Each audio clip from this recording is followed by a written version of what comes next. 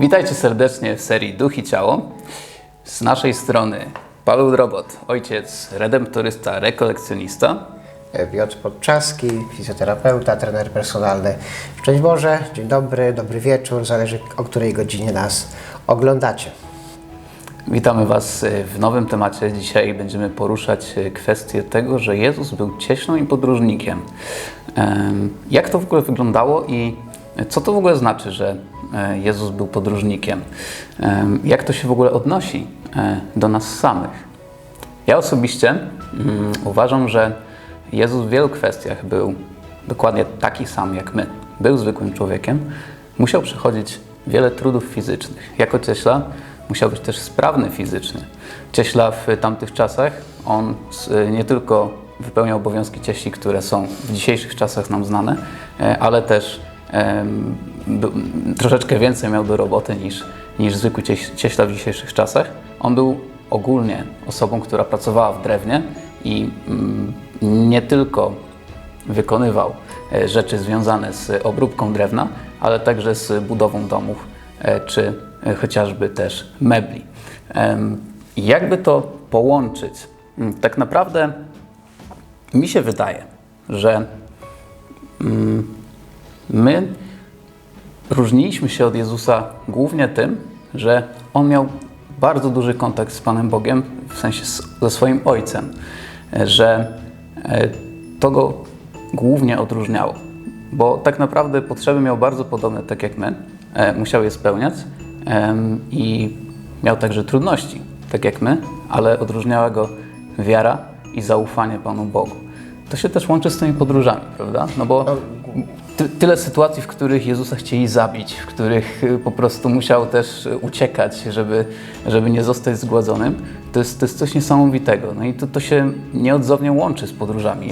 Jak to w ogóle można połączyć? To jest ciekawe. Myślę, że pierwsza część jego życia była bardziej związana do 30 roku życia, jak czytamy w Piśmie Świętym, tak. Bardziej z byciem w Nazarecie i tam tradycja i słowo mówi, że był cieślą, jak mówisz, Piotrze, ale na przykład wcześniej jeszcze podróżnik nawet może nie był świadomy tego, bo był małym dzieckiem, musiał uciekać do Egiptu zaraz po narodzeniu, Józef, tak. Maryja, później gdy prześladowania ustały, powrócił, więc przemieszczał się. Natomiast takie podróże zaczęły się, jak zaczął głosić słowo po chrzcie w Jordanie i tutaj widzimy go ciągle w drodze, że idzie, naucza.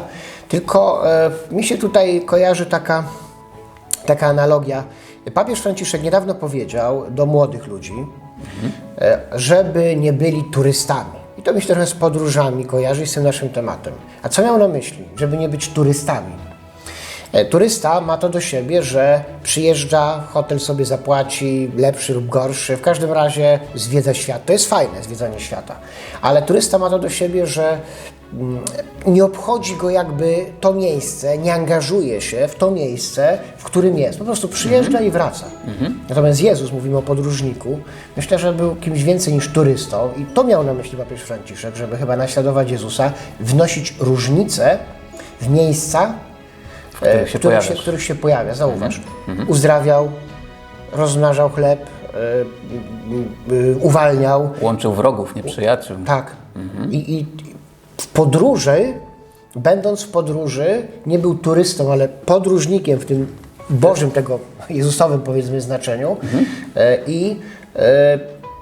Chyba to jest, myślę, że tego się możemy od niego uczyć. Jak wnosić jakiś wkład, jakąś różnicę, tak, że użyję takiego języka może świeckiego, Ewangelię w świat, żeby obojętnie nie przechodzić obok tego, co się dzieje. Nawet jeżeli jestem turystą, że jedę na wakacje nawet, o to chodzi. No właśnie, to jest ciekawe, bo od razu jak tak powiedziałeś o tym turyście, o tej różnicy między turystą a tą osobą, która chce włożyć coś tam, gdzie po prostu jedzie nie tylko brać, mi się wydaje, że Jezus też był przygotowywany do tego, właśnie między turystą a taką osobą jest też pewna różnica, że w jakiś sposób jesteśmy przygotowani przed byciem takim turystą, można tak powiedzieć. No bo raz, że fizycznie Jezus był przygotowany, prawda? Też jako cieśla musiał być bardzo dobrze fizycznie przystosowany, to jedno. Dwa, wiemy też z Pisma Świętego, że on bardzo dużo się uczył, bardzo dużo się słuchał nauczycieli, tak? I już jako młodzieniec. Więc wydaje mi się, że to też jest istotne, że przed taką podróżą, żebyśmy my też byli gotowi, nastawieni na to, tak jak słusznie zauważyłeś, żeby tego Chrystusa krzewić tam, gdzie po prostu nie ma, żeby o Nim mówić. Nawet niekoniecznie być osobą, która bardzo mocno uzewnętrznia się w jakichś tłumach, ale po prostu nawet w sytuacji 1 na 1, w sytuacji, w której naprawdę spotykamy kogoś, kto jest poza wiarą, kto po prostu nawet nie poznał Chrystusa, być dla Niego świadectwem, bez względu na to, jak zareaguje. Ale tutaj o przygotowaniu też, jak mówisz, to jest jedne. Wyjście, uwaga, troska na drugiego człowieka, ale też kojarzy mi się tutaj, jak wstępowałem do naszego zgromadzenia redentorystów, które jest misyjne, słyszałem, że no, musisz mieć dobre zdrowie. Zastanawiałem się, no pewnie, no wszędzie trzeba mieć dobre zdrowie, ale dlaczego? I zrozumiałem po pewnym czasie na to, ponieważ w wielu sytuacjach znajdowałem się jakby w skrajnych sytuacjach, gdzie sam musiałem sobie poradzić, w cudzysłowie mówiąc, zaradzić wyzwaniom. Że nie jest to ciepły pokoik, kaloryfer, woda ciepła, bieżąca, internet i tak dalej, tylko jak jadąc na różnego rodzaju rekolekcje, czasami znajdowałem się w tak ekstremalnych warunkach, że na przykład ekstremalne to w sumie zrobienie sobie jedzenia to nie jest ekstremalne nic, ale kiedyś pamiętam, brakło nam jedzenia, bo byliśmy w lesie, na stepie to było, w Rosji swego czasu, woda zalała dojazd i parę dni siedzieliśmy sami piekąc placki z mąki, którą mieliśmy, bo nie mogliśmy się wydostać z tej kotliny, w której byliśmy ze względu na muł i błoto, które nas otaczało. Albo pożar szedł stepu na przykład i też musieliśmy się modlić wręcz i obóz ochraniać przed tym, żeby nas pożar nie dotknął. To jest podróżnik i Jezus doświadczał tego i myślę, że jeżeli chcemy Go naśladować, musimy być gotowi na to samo. Przygotowani na różne sytuacje życiowe. Tak, i wydaje mi się, że to jest w sferze fizycznej bardzo ważne, ale tej duchowej przede wszystkim w takim dużym zaufaniu. No bo jeśli tego zaufania w nas nie ma, to nie ruszymy z miejsca i nie będziemy też dobrym świadectwem. Bo Pan Bóg zawsze nas poprowadzi i zawsze przy nas jest, nawet jeśli nie czujemy tego, nawet jeśli czujemy, że robimy krok w przepaść, prawda, to Pan Bóg tam po prostu zawsze będzie, w każdej ciemności, w tych ciemnościach najczęściej na nas czeka. Więc tutaj powinniśmy się uzbroić w taką, ja nawet nie wiem jak to dokładnie nazwać, taki przełącznik, w którym włączam sobie pełne zaufanie. To jest tak, że jest ciemność, nic kompletnie dookoła nie wskazuje na to, że będzie dobrze, a ja włączam przełącznik, ufam Tobie, Panie. I po prostu działam, idę i próbuję dać siebie jak najwięcej, żeby być jak najbliżej innych ludzi Chrystusa i po prostu Go głosić. I też ważne jest to, że w czasie tych przygotowań fizycznych uświadamiamy sobie, że jesteśmy silni, jesteśmy mocni w swoim ciele na tyle, żeby pokonać każde wyzwanie. Chociażby, tak jak mówisz o głodzie. Nasze ciało jest przystosowane do tego, żeby głód znosić, prawda? I to jest takie nastawienie, że możemy bez jedzenia praktycznie miesiąc wytrzymać, tak? I jeśli wcześniej tego doświadczymy i dobrze się nastawimy, automatycznie łatwiej będzie nam się po prostu odnaleźć w konkretnych sytuacjach, jeśli przemyślimy wcześniej i przetworzymy taką sytuację. Wydaje mi się, że i to w kwestii duchowej, fizycznej, i w podróży jest po prostu bardzo istotne. Znaczy z podróżami jeszcze jedna rzecz, tutaj Jezus podróżnik. W sumie, gdy patrzymy na Jego życie, to On żył w okolicy Galilea, Judea w tych ostatnich 3 latach. Właściwie podróżował, ale to nie były jakieś mega podróże kontynentalne. To trzeba też sobie uświadomić, ale to, co jest istotne, to było pójście w drodze, jak mówisz, zaufanie.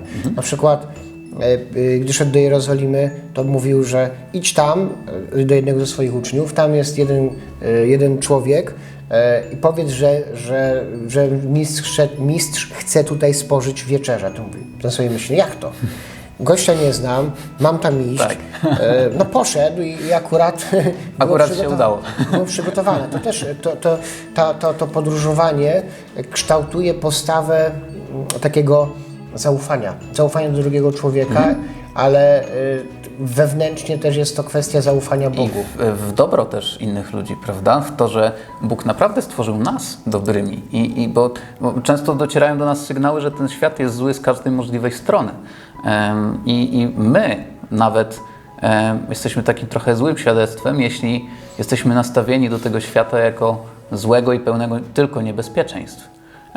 Bo nawet osoby, które nie są naszej wiary, potrafią pokazać dobre serce, potrafią się na nas otworzyć i powinniśmy odpłacić, fajnie by było, jakbyśmy odpłacili tym samym i przy okazji mogli też wspomnieć o swoim świadectwie wiary. Ale to też otwiera, wiesz, bo na przykład będąc w podróży, mając takie nastawienie, będąc w drodze w podróży, to sprawia, że jesteśmy jakby zdani trochę na łaskę drugiego człowieka. Tak. I to otwiera nas też na taką postawę pokory. Bo to jest to, że czuję się pokorny, bo muszę poprosić, przełamać barierę. I to jest ciekawe, że to przełamanie bariery jest jakby naturalne, bo albo pójdę i poproszę o coś, Tak. na przykład zapytam się w języku, którego mniej więcej znam albo w ogóle nie znam, gestami kogoś, będąc za granicą, albo do celu nie dotrę. No. To kształtuje też mentalność. Myślę, że tego, jeżeli mówimy o Jezusie tutaj, tego możemy się też uczyć od Niego, takiego przełamywania barier. Tak, i to jest fajnie, że zwróciłeś na to uwagę, bo normalnie, kiedy my jesteśmy zawsze u siebie, to potrafimy stworzyć sobie taki mur, nie? Z którego patrzymy na wszystko dookoła. Albo, no nie wiem, to można też powiedzieć takie okienko w wielkiej, ciężkiej bramie, przez które spoglądamy i jak nam się coś spodoba, to wpuścimy, ale szybko zamykamy, albo w ogóle nie otwieramy, prawda? I uważam, że każdy z nas powinien podróżować, żeby doświadczać na nowo świata, a przede wszystkim tej pokory, o której mówiłeś i dobra w innych ludziach, które często może nam przysłaniać, ta nasza twierdza, ten mur, na którym często udaje nam się stać. I to jest też takie przewartościowanie, no bo ja tak sobie wyobrażam, że kiedy ja jestem u siebie w domu, ja doceniam to, co mam, doceniam pancerne drzwi, które mnie chronią przed włamywaczem, doceniam dobry ekspres do kawy, doceniam dobrą patelnię, która nie przywiera, jak smażę bez tłuszczu, tak? A kiedy wychodzę z tego domu, zupełnie inne rzeczy potrafimy docenić i jesteśmy bardziej otwarci na raz, że zdarzenia, ale dwa, że tak jak mówiliśmy wcześniej, na ludzi i na to, co powinno nas przede wszystkim łączyć i z Panem Bogiem. No bo to chodzi po prostu o wychodzenie, prawda? Tak.